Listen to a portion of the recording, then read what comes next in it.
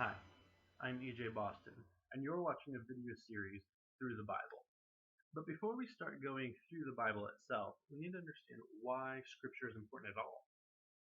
Several people throughout history, church history specifically, have said that if God chooses not to speak, then man or humanity is forever lost in the wandering of their own fanciful imagination, in the darkness of their understanding. People like J.I. Packer and Karl Barth have said this. Um, it is important that we understand what Scripture says because it is only through Scripture that we are able to fully come to grasp with who God is and who we are in light of that.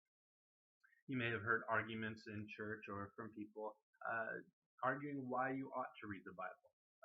Arguments from First Timothy or Peter saying that Scripture is fully breathed out by God and is profitable or good for correcting and training and rebuking in righteousness, etc., etc. Um, one of the problems with these arguments isn't that that's not true. It's just that when they were written, the people of the first century didn't have handheld Bibles. They didn't have their own personal library where they could go and refer to book and chapter and verse. Most of what they understood in Scripture, at a personal level anyway, was stories that they were being told. The story of Adam and Eve, or Cain and Abel, the story of Elijah in the wilderness, or Gideon and the fleece.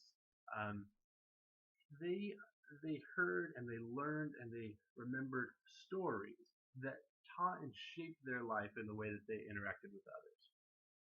Now, um, it is wrong to make the argument of this is what Scripture says because and so this is what you should do, since that is a circular argument. Um, but it is not wrong to use what's called a how much more than argument.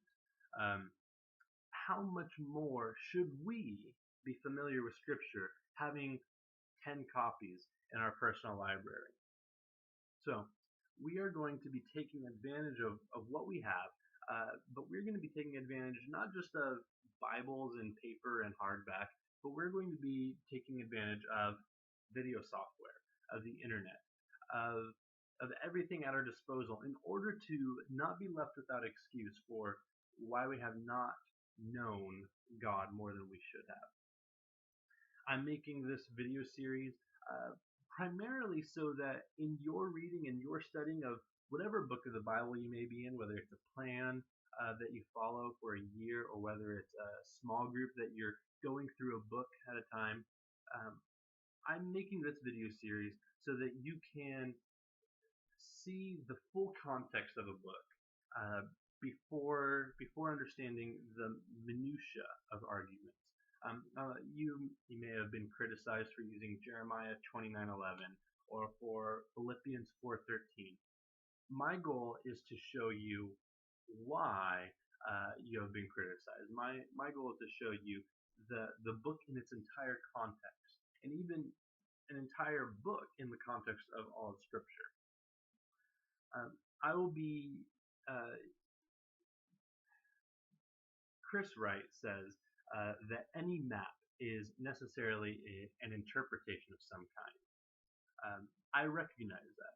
I recognize that every portrayal of what Scripture says is interpreting it with some sort of bent or some sort of persuasion. There are hundreds. That might be an exaggeration. There are hundreds of themes in Scripture that can be traced all throughout. There are the people of God, the redemptive history, the mission of God, covenant, law, things like this.